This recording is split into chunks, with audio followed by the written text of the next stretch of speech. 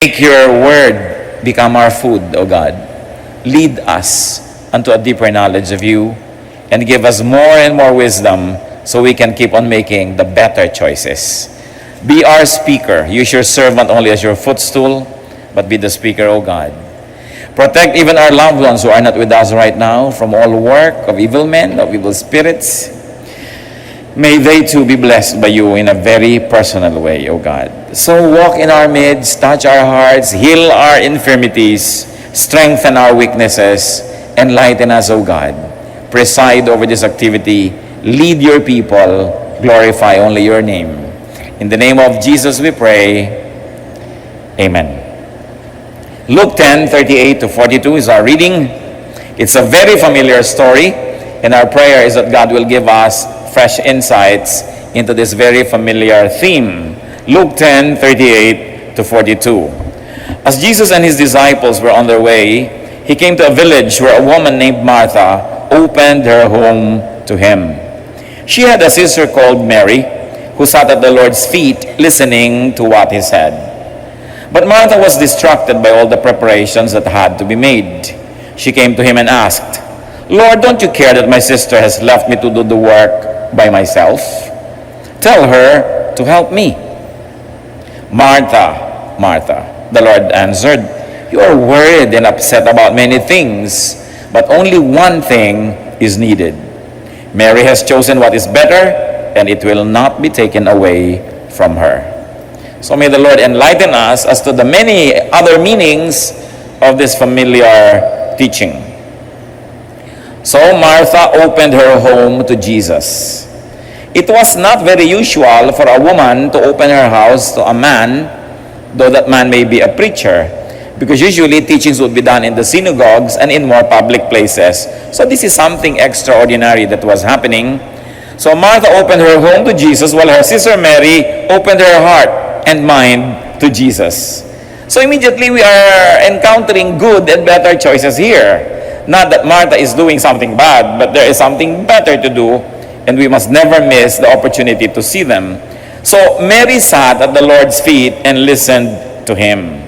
Meanwhile, Martha continued to open her house. In fact, she was now opening the kitchen to Jesus and to all the other people who accompanied him. And Martha asked Jesus to tell Mary to help her. Sa atin po sigurong lipunan ngayon na hindi naman kamangha-mangha itong mga nangyaring ito, but try to reset your time to 2,000 years more or less ago. In some faraway, distant, backward country compared to the progress and cosmopolitan quality of Rome and all the other population centers, Israel was a backwater. So ano po ang makikita natin dito? Kamangha-mangha na isang babae magbubukas ang kanyang tahanan at wala namang binanggit na meron silang tatay doon to authorize it. Probably they were orphans. We don't know about that. But then again, even more revolutionary was Mary sitting with the men. Sa Middle East po, hanggang ngayon, lalo sa Saudi Arabia, dalawa ang sala ng mga may kaya at isa lang doon sa mga walang masyadong pera dahil iba dapat ang reception area for men and for women. Magkahiwalay yan. Kaya yung nagtumpukan ng mga lalaki at nakiupo doon si Mary, masyadong kakaiba yon, revolutionary yon. She should not be there. And what's more, what was happening was that Jesus was teaching. Obviously, he was teaching his disciples or his would-be disciples. So what was a female doing in that company listening? Was she also getting trained to become a teacher?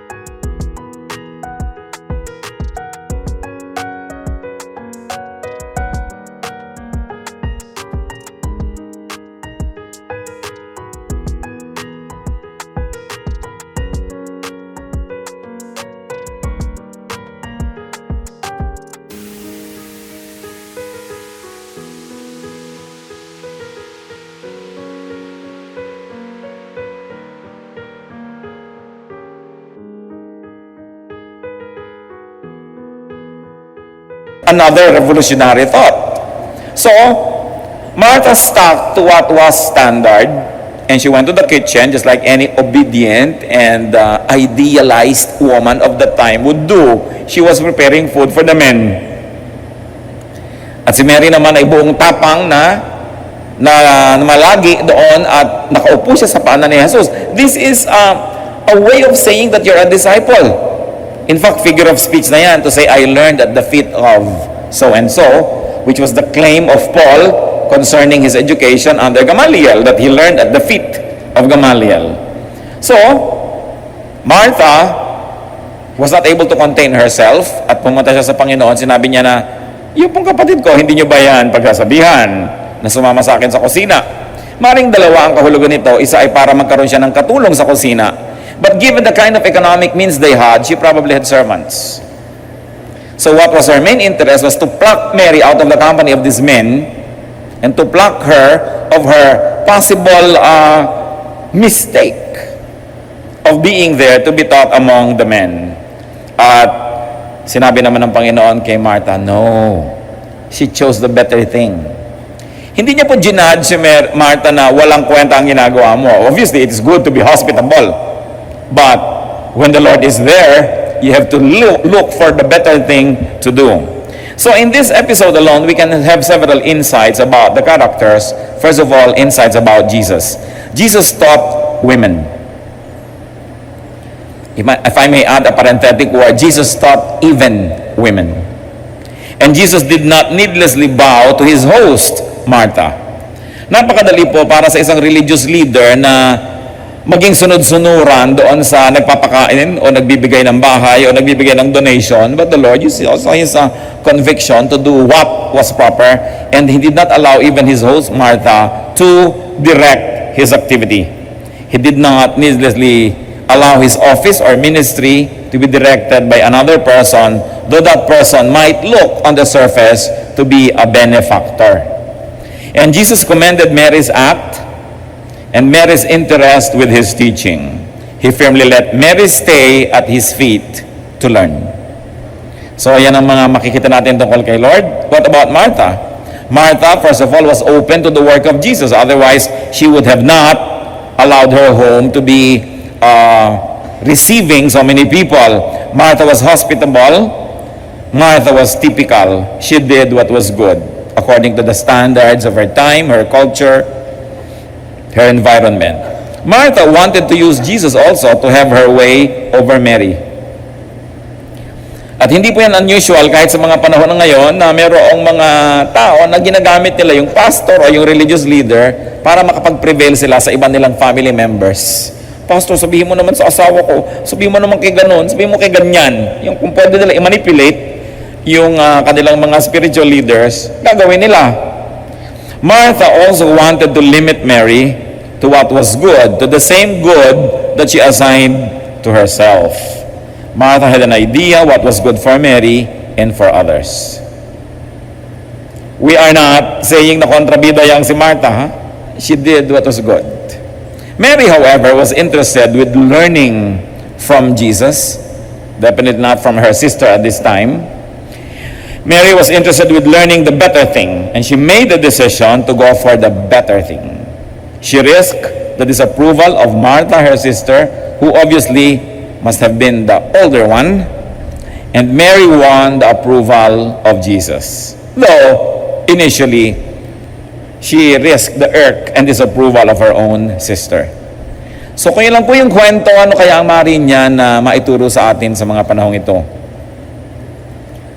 Sa inyo po ng mga nagbubukas ng inyong tahanan sa gawain ng Panginoon, sa inyo ng mga naglilingkod sa iba't ibang capacity for the furtherance of God's kingdom, when you open your home to Jesus, do not miss out on the better thing. Hanggang ngayon po, nalulungkot ako para sa ilang tao, at isa dyan I specifically remember, who was very hospitable to our work. Yung mga pagsisimula ng mga gawain natin, napaka-hospitable. This person would open the house and host everybody, but would always be very busy at the kitchen. So balik-balik sa kitchen, sa sala, balik-balik sa kitchen, sa sala. Kaya nag-grow na lahat yung mga taong doon lang nakakilala sa Panginoon sa kanyang bahay, naiwan na siya at lahat, at hanggang ngayon, kung siya ay a-attend ng spiritual activity, dapat mo pa rin ilagay sa evangelism class. And I'm talking about mga 15, 17 years ago. Kasi nga hindi nag-grow yung tao dahil siya yung host. Naging abalang-abala sa pagiging mabuting host. At hindi nga masama yun, pinaulit-ulit natin yan, pero nalugi siya because she missed out on the better things. The good things in any Christian gathering, maybe the fellowship, the meals, and even playing host is a commendable thing. But better things will always include learning, growing in the knowledge of God. Remember that we gather to know God more and to let other people know God more. If there is nothing added to our insights about God, to our relationship with Him, if we did not become closer or we did not see a part of God that we have not seen or appreciated before, then we probably waste our time. Colossians 1:10, and we pray this in order that you may live a life worthy of the Lord and may please Him in every way, bearing fruit in every good work, growing in the knowledge of God. Pag sinabi nila na, wow, very successful ang activity, very successful ang worship, very successful ang anniversary, very successful ang event, ano po yung mga panukat na ginagamit para masabing matagumpay ang isang gawain? In worship service, people who attend and people who organize the worship must all grow in the knowledge of God. So, it is good to attend, but the better thing is to know more about God. Kasi merong a-attend nga, hindi naman makikinig. Nandun nga yung katawan, pero wala naman yung isip.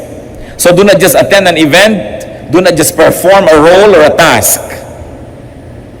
Listen to the Word of God that is being preached. Listen to the silent voice of God. Listen to the leading of the Holy Spirit while songs are being sung. Because you know the arts, especially music, singing, even poetry, even dance, can transport our consciousness beyond the objective side of us to that more subjective aspect of our personality, so that we may plumb the depths of God's Word and understand more about God. Kaya mahalaga yung arts, kasi arts transport us from one level of consciousness to another. And it is important to go beyond the philosophical level of religion and feel and know God in another dimension. Kaya mahalaga po, nagbibigay talaga tayo ng attention. In ministry, do not just be a worker, be a learner, and always learn from Jesus. Sasabihin ng iba at naobserbahan nila, and up to a point, agreeable yung sinasabi nila, mabuti pa daw ng mga ordinary church goer lang sila, sobra silang nabe-bless, pero nung naging singer na sila sa choir, naging instrumentalist, naging worker, naging usher, naging usherette, naging teacher, nabawasan na daw yung blessing.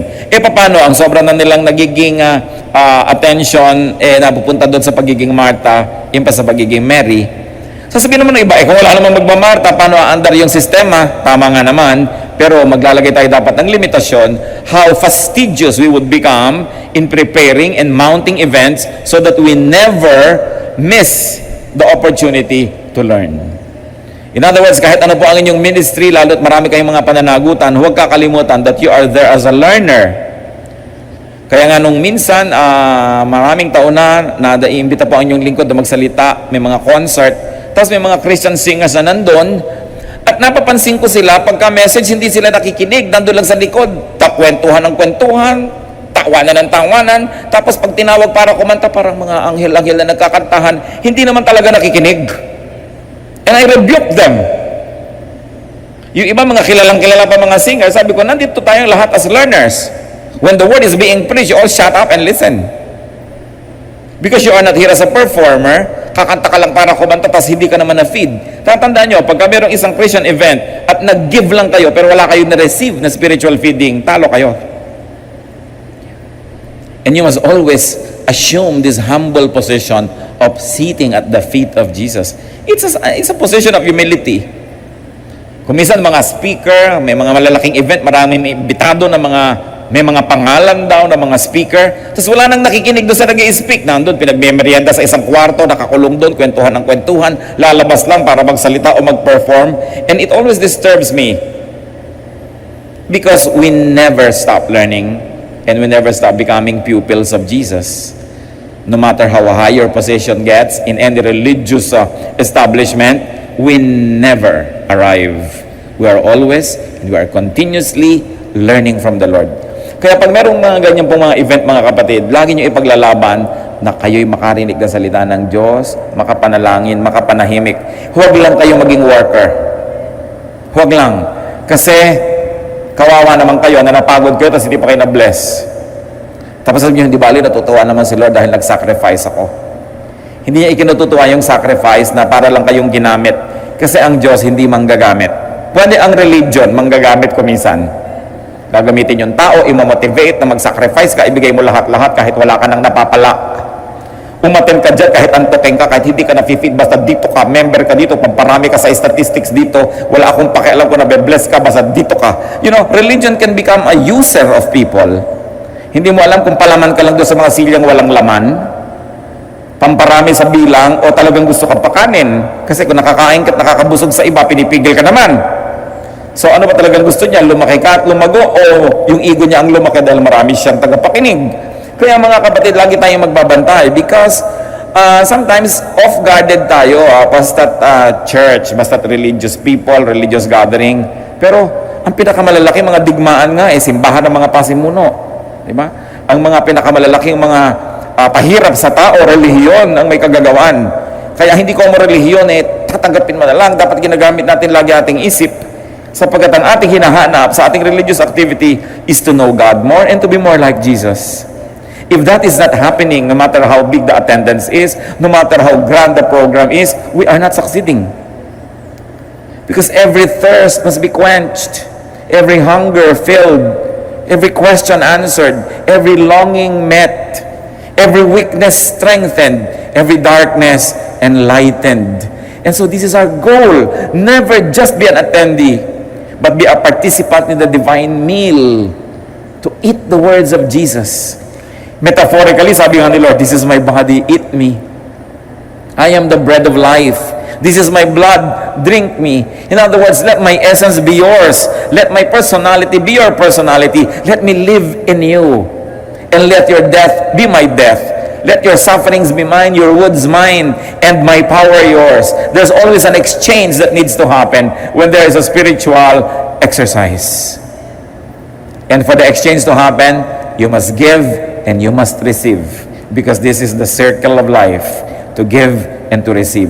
Never permit yourself only to just give and give and give. Or never permit yourself only to just receive and receive and receive. Because you must inhale as much as you must exhale. This is the rhythm of life.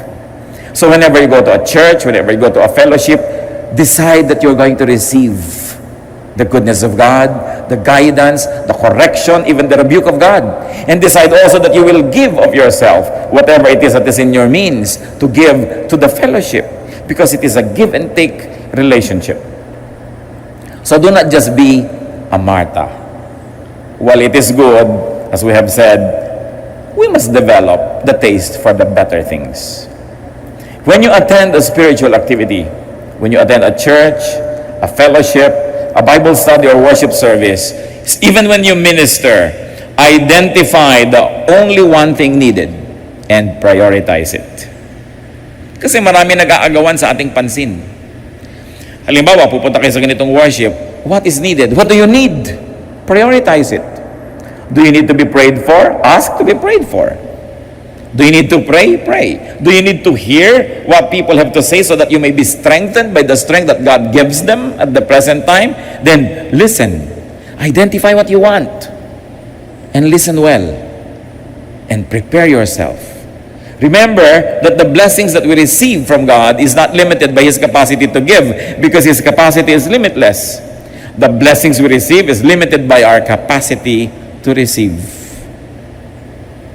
Parang bombilya rin po yan. Ang laki-laki ng power ng kuryente. Pero kung 10 watts lang kayo o Christmas light, alam nga namang lumiwanag kayo ng gusto. Kaya kailangan nilalakihan mo talaga yung wattage mo, yung capacity mo. Ever-increasing glory. So identify the only one thing needed. What do we need? Spiritual learning, spiritual transformation. Transformation of yourself and of others. So that you may go to a worship and not really be transformed, because at that time you may be the agent of transformation of others. Sasabihin ng iba, hindi ko na kailangan mag-worship, okay naman ako eh. Pero baka kailangan ka nung iba. Bakit po ba patuloy na nag-aapoy ang isang siga dahil may mga bagong kahoy na inilalagay dyan para magpatuloy ang apoy? Bakit ba nakakita ako noon ng mga litrato ng mga Russian soldiers in the, in the dead of winter, somewhere near the North Pole na kung matulog sila, dikit-dikit, sobrang dikit-dikit, talagang walang kagalaw-galaw sa dikit kasi they need the heat of each other. At kumisan po mga kapatid, hindi nyo siguro kailangan yung church sa palagay nyo dahil you're okay, you are strong, you are happy, but go because some people might need you. In other words, minister, be ministered. This is what life is all about. So you should also prioritize the ministration to other people. Especially if you don't have a screaming need for anything. When you go to the fellowship, you say, sino kaya dito ang kailangan kong ipanalangin? Sino pwede ko encourage? Hindi, eto na ako, intindihin na ako, nandito na ako, pansinin na ako. Because there are times when you should be the ones to say that, sino kaya dito ang nangihina? Tatabi kaya ako sa kanya? Lord, ituro mo kung kanino ako tatabi. Baka sa kaunting batian, ngiti, meron pala akong maibigay sa kanya na strength na wala sa kanya ngayon, pero salamat dahil binibigay mo sa akin ngayon. Every encounter must be a spiritual one. And every encounter must involve a transfer of power. Either you receive the power or people receive from you. Natatandaan niyo po yung babaeng dinudugo na humipo siya sa laylayan ng damit ng Panginoon. At biglang lumayo ng Panginoon, sinong humipo sa akin? Dahil sabi niya, naramdaman niya na may kapangyarihang lumabas sa kanyang katawan. So dapat nararamdaman natin may kapangyarihang pumasok sa ating espiritu. At meron din namang lumalabas sa atin pag nagmi-minister tayo eh. Subukan ninyo magpayo sa may problema para kayo nakipag-boxing, nakakapagod dyan. Talagang power comes out of you. But you know that it went to somebody who needed it. That's why we continue to replug ourselves to the source of that eternal power. Our Lord, our God, our Creator. Kaya ting kumakanta, ting nananalangin, lagi nyo hinahanap, Lord, bless me, bless me. It's a matter of attitude. Dahil pag naghanap kayo ng irereklamo, maghahanap ka ng ipipintas sa katabi ninyo, doon sa church, sa upuan, sa ilaw, hindi rin kayo mauubusan ng ipipintas eh. Pero,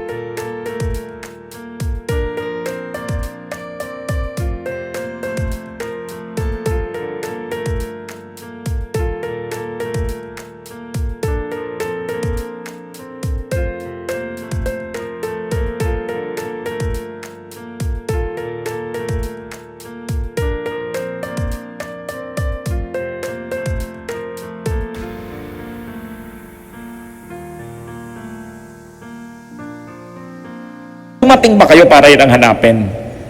Kasi pag yun ang hinahanap nyo, makatatagpuan nyo yun. Whatever you need is found very near you. So what you find is not really what is there. What you find is what you're looking for. That's why if you're looking for God's grace, for God's power, you will definitely find it because it is everywhere. At kung hindi natin natagpuan yun, ibig sabihin lang, hindi naman talaga yun ang hinanap natin. So pinipili mo saan ka titingin, saan ka makikinig, dahil nandyan lahat ang mga makikita at maririnig competing for our attention. It's important to make the better choice. Identify what is needful in your life and in any situation. If there's any major lesson that we can learn from this story, it is to simplify so you can have more time and attention for the better things. Simplify. Kuminsan, may mga churches na makikita mo, may kantata sila tuwing Pasko. Talagang major event yan. Kuminsan sabi ko nga, bakit nyo naman pinapahirapan ang sarili nyo na lagi nila kayo may kantata? Hindi naman kailangan tuwing Pasko kasi hindi naman lagi kayo may choir director. Kung minsan wala, hirap na hirap humanap. Minsan konti yung singer, hirap na hirap. Tapos nagsasampala na yung mga singer sa likod dahil talaga nagkakainisa na sa stress, sa pagod. Tapos kakatal, hallelujah, hallelujah. Palabas! So, bakit hindi nyo simplihan? Kung ang kumanta 100 boses o isang tao, basta anointed ng Panginoon, tatablan pa rin ang nakinig. So bakit kailangan pagkarami-rami kung talagang konti lang yung singer, di kontian? Bakit kailangan maging grand kung nagiging stress? Bakit kailangan gawin ang mga pinagagagawa ng mga Kristiyano?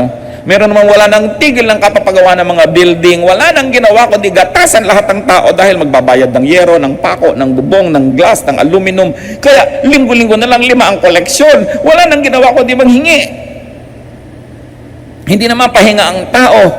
So di, simple na lang muna kung wala muna, magpahinga lahat. Ang napakahalaga pong wisdom na dapat na develop ng mga anak ng Diyos is to know when to stop. When do you stop? When do you stop increasing the choir's grandness? When do you stop buying things? When do you stop doing programs and just rest? Ang Panginoong Jesus nga, sabi niya, ang dami-daming tao hindi magkamayaw, walang kapahi-pahinga siya at ang kanyang mga disciple. Anong ginawa nila? Very un-Christian. Sabi ni Lord, hali kayo, umalis tayo dito, pupunta tayo sa tahimik na lugar at magpahinga tayo. Nakita nyo, very un-Christian si Kristo. By the standard of the church today. Kasi ano sasabihin sa inyo ng church? O mamatay ka, mapudpud ka, maubos ka, basta maglingkod ka dyan. Dapat mahal mo yung mga taong pinaglilingkuran, pero una, minamahal mo yung worker. Hindi yung mga worker ang mga pinakawalang kaligayahan, sila ang pinakamangato, yung tuyo ang spiritual life, at yung mga worker ang walang kagana-gana sa Diyos. Dahil hindi na sila na-feed. Channel na lang sila, hindi sila nakakakain, sandok na lang sila, sinasandok dito, dinadala sa tao, pero instrument na lang sila. So it is important, say ano ba ang ginagawa ko? Okay, worker ako, nandito ako sa church, anong dapat kong gawin para maipaglaban na lagi rin ako na-feed? Na hindi lang ako spare part na isang programa para umandar ito, tapos lahat na blessed ako, hindi. We must continue to look for the better choice. And it is important to simplify. Simplify many things. Sinabi na nga ni Lord, Martha, many things are not needful. Baka naman magpapakain ka lamang dyan, ipaksiw mo na lang yung bangus, ang gusto mo pa naman kasi irelyeno, di ang trabaho. Ganun din ang ending, nabusog din yung mga tao. Yung paksiw, ihulog mo yan dyan, lagyan mo suka, sili, lagyan mo na kaprasong luya. May kakainin na tayo mamaya, pero yung gusto pang elaborate na yung isda, may borda-borda pa yung mata, mapapagod ka talaga niyan. So simplify. Many things are not needful, even in a fellowship. Remember yung sinabi ni Lord that the gate is small and the road narrow that leads to life. Ano pong ibig sabihin nun? One reading is salvation. We're free to read it that way. But of course, like any other biblical teaching, there are many layers to read. And one layer is not only life after death, but sabi niya, the door that leads to life. Life here, life now. Sabi niya, the kingdom of God is upon you. It is in your heart. And why is the door small? What happens when the door is small? First of all, you don't always see it. Malalampas-lampasan mo kasi maliit eh. Ano pa? When the door is small, you probably have to stoop to get in. Baka mababa yung pinto. Hindi pwede yung chin up na papasok at yuyuko ka, gagapang ka para ka pumasok. O kaya ang liit-liit ng pinto, dapat ka magpapayat para magkasya. So ano yon? Baka may mga dala ka, mga baggage, mga pride, ang dami-dami mong gamit na bit-bit na dala, meron kang kirida, meron kang bisyo, hindi ka makakapasok, kailangan bitawan mo yan para ka makasuot. The door is small that leads to life. Hindi pwedeng kasama mo na yung lahat ng kasama mo sa kasalanan, maiiwan sila kasi makipot ang pinto. Pero ano daw yung malapad na pinto? Marami pumapasok doon, kaya dala, bisyo mo, kasama mo, everything, pasok kayong lahat. But this leads to destruction, Jesus says. Once more, the theme is simplify. Because there are many things that if you never stop clinging to them, you will never be able to enter the narrow door. You will never be able to find life. simplify. Ano ba ang dapat nating pinagtatatanggal para gumaan ang ating paglalakbay? And do not hesitate to choose the better thing and then to make a stand for it like Mary did. Kumisa naman, you will choose the better thing, pero pag may nandilat na sa'yo, may kumaway, may nagalit, bibitawan mo na yon, then you settle for the good. Do not be men pleasers. There are times when we really have to make a stand so that we will really grow in the Lord. Hebrews 11:40, God had planned something better for us. Better than our own personal plans for ourselves. Do not be directed away from your ministry, from your growth, from what is better by a Martha, no matter who that Martha is. Tatandaan niyo mga kapatid, pag mag-uumpisa na kayong lumago sa Panginoon, may susulpot na Martha who will demand that you be with them, that you stop your growth, that you stop giving time to the Lord because there are other things to do. Iba-iba ang itsura ng Martha na yon, iba-iba ang pangalan, pero ang misyon, pareho lang. Ilayo kayo sa napili nyong mas mabuti. Kaya dapat, pag nagpasya tayo, maninindigan. Martha can take you away from the better, like from the feet of Jesus to the feet of idols. Pwede kang dalhin dyan. Our Marthas can take us away from fruitfulness to less fruitfulness, or probably to fruitlessness. That Martha can take you away from peace to a life of trouble. Mga estudyante, this Martha can take you away from the classroom to the mall, kung sino man yun. This Martha can take you away from the ministry to mga gimmick at mga kung anong mga less important activities. From work to idleness. Marthas can take you away from your family. Yung mga may pamilya ka na, kakalong-kalong pa sa'yo, dapat yan ay inihahagis. No? Dahil pagka naging hospitable ka dyan, ilalayo ka niya. And these Marthas can take you away from greatness to irrelevance. Maraming Martang naglipana sa buhay. Of course, we are now stretching what Marthaness means. Not to demonize the Martha of the biblical story, dahil hindi naman siya masama. Gusto lang niya mag-settle for the good. Proverbs 1:10, my son, if sinners entice you, do not give in to them. Huwag kang papayag na madala ka sa mali. So foremost in Jesus' priority was teaching. He did it and did not let Martha take a pupil away from him. Foremost in Martha's priority, Mary's priority was learning. She sought it and did not let Martha stop her. Foremost in Martha's mind was a good but not the better priority. What is the challenge of these characters to us today? Check your priorities. Are you settling for the good? Have you made a choice for the better? Make a stand for it. Could you be relegating learning from Jesus to lower level? Sa atin nga po, ang tagumpay-tagumpay ng Panginoon ngayong panahon na ito dahil pinili niyong nandito tayo, we fellowship, we sing, we worship, we bring our offering. What can be better than that? Tell me, makaka-invento ba kayo ng ibang activity ngayong panahon na ito better than worshiping? I don't think so. Because to worship is to be with our God and with God's people. Probably, there's just one other thing na pwede nating sabihin, pwedeng bigyan ng panahon. And that is to do good to the needy, to do good to the sick, to the weak. And probably that is the only activity that may allow us to set aside this kind of activities dahil yun man worship of God. Sinasabi that pure religion before God is to visit the sick, the orphans, the widows. That doing good to people is a very high level of religiosity. At huwag tayong magpapadala sa mga pagpapahalaga sa maliliit na bagay at pagpapalaki sa maliliit. Matthew 23:23, the Lord's rebuke to some hypocritical people. Woe to you, teachers of the law and Pharisees, you hypocrites! You give 1/10 of your spices, mint, dill, and cumin, but you have neglected the more important matters of the law, justice, mercy, and faithfulness. You should have practiced the latter without neglecting the former. So what are we trying to see here is that yes, there are good and there are better choices.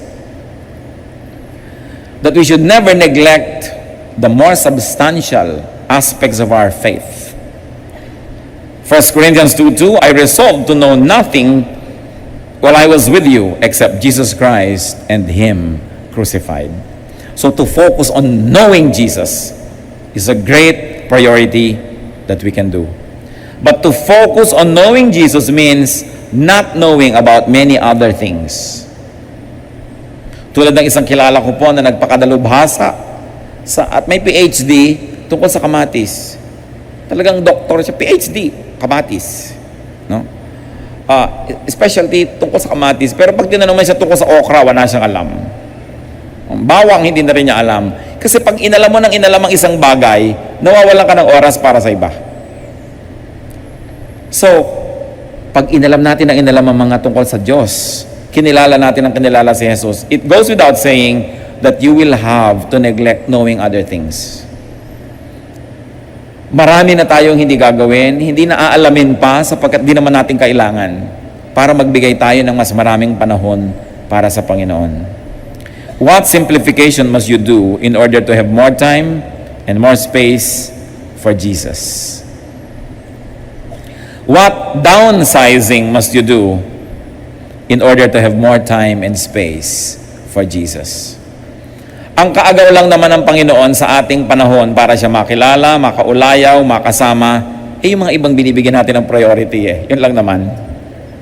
Kung kayo po ay isang family man, prioritize your wife, your children, your family, and knowing God and your ministry. Then marami ka nang hindi gagawing iba. Bukod sa yung kailangan gawin na trabaho. Hindi pwedeng may mga nakasingit pa dyan na kung ano-ano kasi magkakanda, sabog-sabog ng yung oras at meron ka ng nanakawan para lang pagbigyan ng iba. Ganon din ang isang may bahay. Kung ikaw ay isang anak na kabataan, estudyante, anong priority mo? Ang maging matapat sa iyong mga magulang, mabuti sa iyong mga kapatid, mag-aral, at ang lahat ay para na sa Panginoon. So marami ka na rin hindi gagawin. Marami kang hindi pag-uubusan ng oras. Siguro kailangan mag-cut ka rin ng oras ng kate-text. Kapupunta sa mall, kapapanood ng takot-takot na sine. Kasi 24 oras lang ang oras nating lahat. And in that aspect, we are all equal. So kanina natin ibibigay ang panahon, kanina natin ibibigay ang oras, laging tatandaan nyo, merong nawawalan at may binibigyan. Because the law of impenetrability is clear. Only one thing occupies one place at one time. So if we're going to know Jesus, we should sit there like Mary and never mind na hindi relyeno ang bangus. Maglabas na lang ng skyflakes. Pwede naman siguro. Bakit kailangan pang maglabas ka ng ginawa mong braso de Mercedes? Ang mahalaga lang na may pagsalusaluhan, may kainin. Huwag na kailangan masyadong maluho o maarte dahil kung mawawalan ka ng panahon for the better thing. Kaya karamihan, pag may Bible study, yung host ang lugi. Kasi hindi siya ang nakaka-concentrate. I say, nag-host na rin lang kayo, dapat kayo ang number 1 makinabang. So, simplify. Philippians 3:7-9, but whatever was to my profit, I now consider loss for the sake of Christ. What is more, I consider everything a loss compared to the surpassing greatness of knowing Christ Jesus my Lord, for whose sake I have lost all things. I consider them rubbish, that I may gain Christ. At sino man po ang merong kanyang pananaw, na anumang bagay ang kanyang tanggihan, dahil ang kanyang pinaunlakan ay ang imbitasyon ng Panginoong Jesus, at yun ay itatrato na lang niyang baliwala at basura lang, kesa naman pahalagahan pa niya, ang ganito mga tao ang magkakaroon ng mas lumalalim na pagkakilala sa Panginoon. These are the people who will experience God in many dimensions, in ever deepening ways, in ever expanding concentric circles. It is important to prioritize. And to prioritize, we simplify. Heavenly Father, we ask you to give us practical wisdom.